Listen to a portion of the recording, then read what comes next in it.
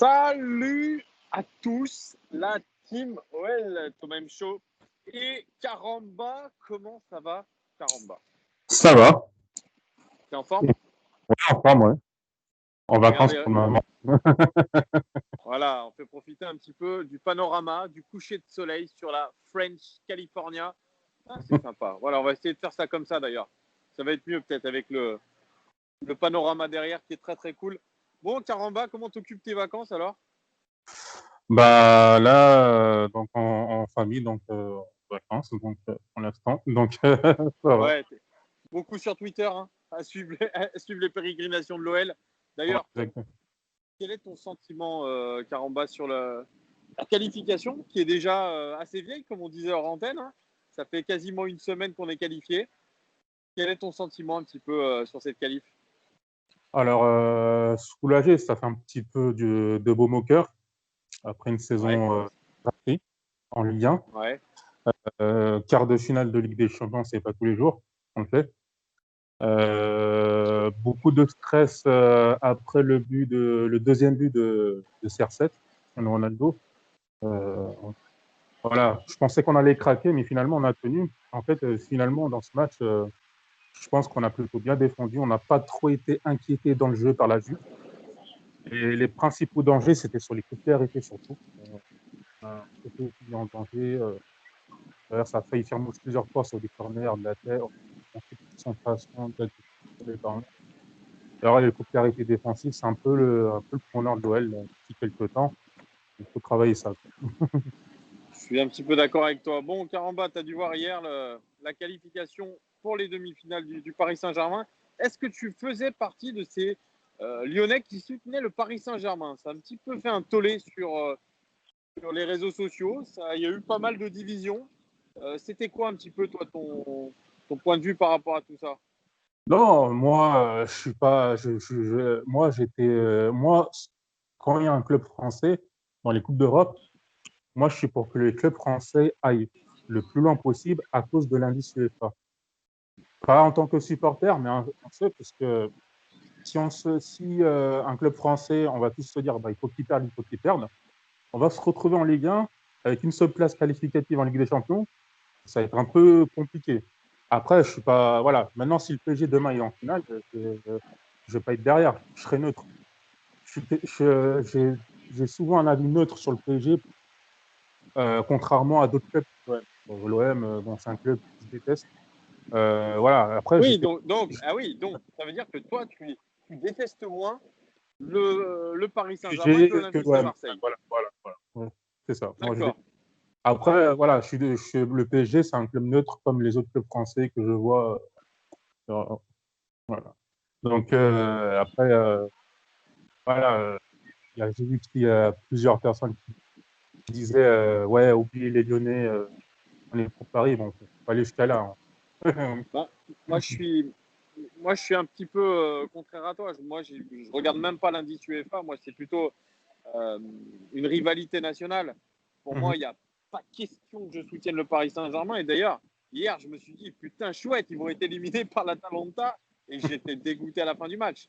Après, même Paris, moi, Paris c'est une équipe que j'aime pas. Moi, voilà, c'est comme ça. après, J'aime pas le Qatar SG, j'aime pas les billets. Peut-être que c'est par jalousie, mais voilà, je trouve que bon, c'est pas un après, club prêt. ouais. Après, moi, dans la neutralité, c'est si le PSG gagne, je suis content. Et si le PSG perd, je suis même prêt à les chambrer.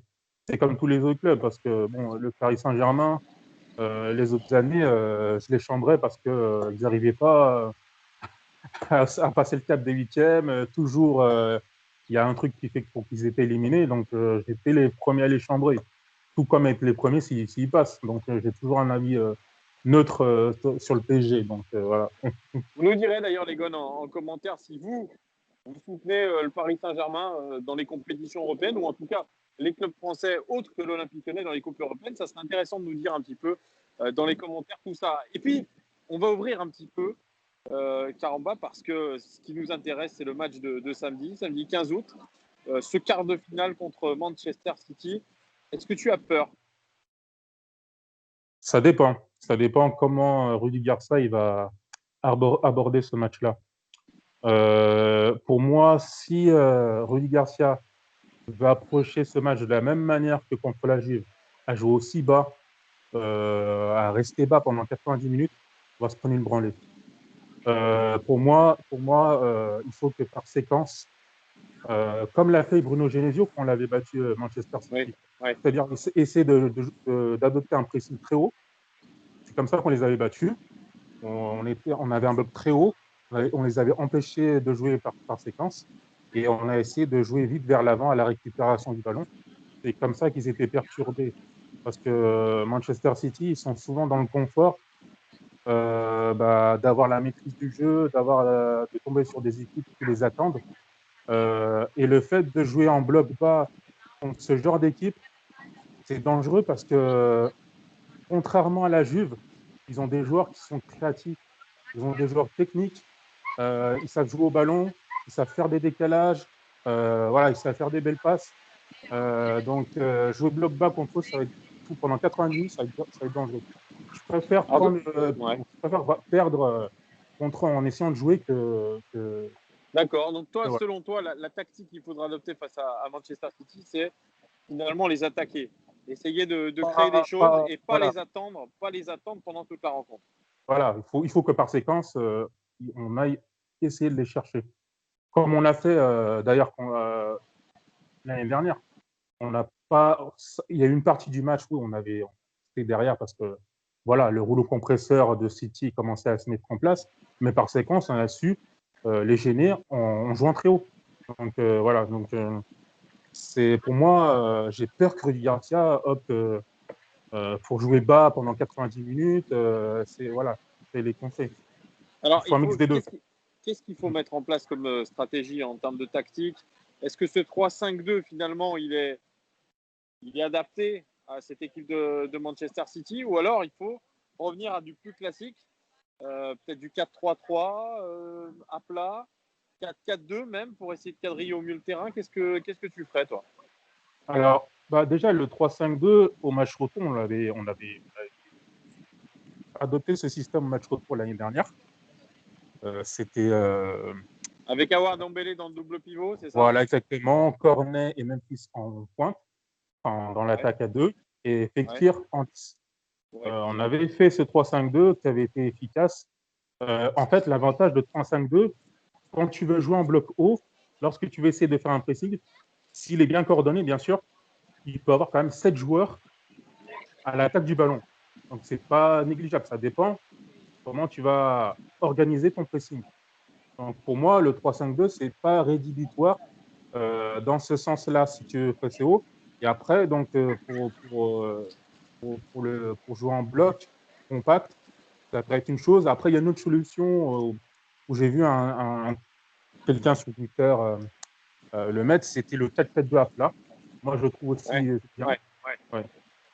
Le Donc, 4-4-2 à plat, je pense que ça permet de quadriller au mieux le terrain voilà. et Et, éviter de se faire prendre dans le dos. voilà. Et ouais, voilà. Mais bon, est-ce que sincèrement, Rudy Garcia va tenter ça? Je suis pas bien sûr. Je pense qu'il va rester sur des bases Oui. qu'il connaît. Sur le choix des hommes, la défense à 3, moi j'avais dit dans mon avant-match que je remplaçais Marcel par Andersen. Est-ce que tu es d'accord ou pas? Ouais, je l'ai vu ta vidéo. Ben, Andersen, en fait, c'est quelqu'un qui est bon dans la relance, donc je suis d'accord avec toi à la base de mettre Andersen à la place de Marsal. Euh, le problème, c'est là où on a souvent décrié qu'il avait des problèmes de relance, c'est parce que il y a aucun mouvement sur le porteur du ballon. Donc c'est compliqué pour lui de jouer sur sa qualité de jeu de relance. Il va falloir que déjà les milieux donnent des solutions, se rendent disponibles pour pouvoir assurer les relances. Parce que sinon, voilà, ça peut, face au pressing de City, ça peut être compliqué. Mais voilà, mais sur les qualités intrinsèques, je le mets. Ouais, moi c'était plutôt ça. Et puis moi je me dis, bon, tu sais, je regarde la valeur pécuniaire. C'est un joueur on a acquis quand même 30 millions d'euros et c'est sur ce genre de match je pense, qu'on doit essayer de le mettre pour voir ce qu'il donne. Hum, Et ouais, tu vois, essayer de prendre ce risque-là. Alors, je sais bien que les entraîneurs ne jouent pas enfin, ne font pas leur équipe par rapport forcément à la valeur d'achat, mais tu sais, en tant que plus grosse valeur marchande du club, pense que sur ce match-là, tu dois le mettre au feu. Non, mais c'est important d'avoir des. De toute façon, quel que soit le genre de match, c'est important toujours d'avoir des bons relanceurs. Ça fait Ouais, partie du ouais, football d'aujourd'hui. On demande ouais, de plus en plus d'avoir des ouais, joueurs, des défenseurs qui sont pour la relance. Et ouais. surtout face à un City qui va nous presser très haut parce que c'est ce qu'ils Bien aiment sûr, bien faire par là. bien Il sûr. faut avoir des joueurs techniques. Donc, sinon, ça passe pas. Et est-ce que tu titulariserais Jeffrey Adelaide à la place de Guimarães? C'est une question. C'est dur celle-là, hein, Alors, parce qu'il a fait une très bonne rentrée, Jeffrey Adelaide, c'est surtout ça. contre la Juve. Et Guimarães Maintenant, a fait un match oui, c'est correct, vrai. mais sans plus. Bon, plutôt à tête décevant un petit peu. Ouais. Après, est-ce que Jeffrey Adelaide, il est capable de faire 90 minutes de haute intensité après Ouais, avoir. mais tu le mets titulaire et ensuite tu fais rentrer pendant les Ouais, 25 dernières minutes Guimarães. Moi, je ferais ça peut-être. parce que on aura besoin de toute façon de joueurs qui savent ressortir sous pression, qui savent jouer sous pression, qui vont Dans tous les sortir du cas, pressing de City. C'est obligé. Donc, Jeffrey Adelaide, par rapport à ce qu'il a montré contre la Juve, il est capable de sortir sous pression. oui, bien Il a sûr. cette qualité-là, ce jeu de corps, il est intéressant. Donc, la question se pose, vraiment. Surtout, oui, Adelaide, on sait que les qualités techniques, on les présente plus maintenant. Moi, j'adorais ce joueur avant qu'il se blesse. Surtout, voilà, par sa capacité à éliminer les adversaires, à garder le ballon. C'est quelqu'un qui est dos au but, qui a du mal enfin, c'est difficile à lui chipper le ballon. Ouais, On a vu qu'il a été précieux contre la Juve. Il a obtenu des fautes. Voilà, il a obtenu pas mal de fautes qui ont fait souffler notre équipe. Voilà, il a aidé à ce que le bloc remonte un petit peu par sa capacité. Donc, ça peut être utile, surtout en début de match, pour éviter de trop souffrir face à City.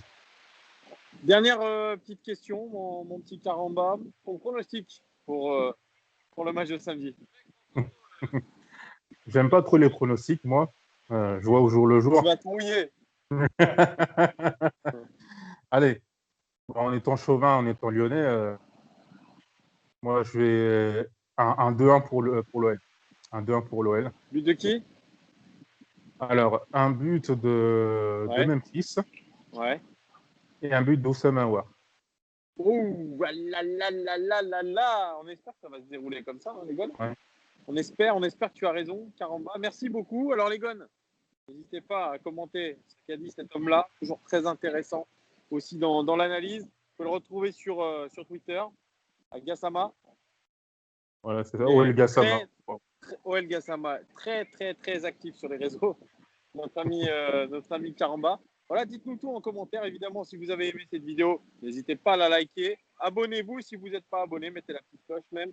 Et puis, on vous dit à très vite. Profitez de ce match, les gars. C'est resté unique, un quart final. On essaye de se retrouver en demi, comme en 2010, sous Claude Puel. Donc on verra. Merci beaucoup, Caramba. Et puis on se retrouvera, je pense, pour peut-être le débrief, ou peut-être même l'avant-match de la demi-finale. J'espère bien. Allez. Ciao, mon Ciao. Caramba. Ciao. Ciao, les gars.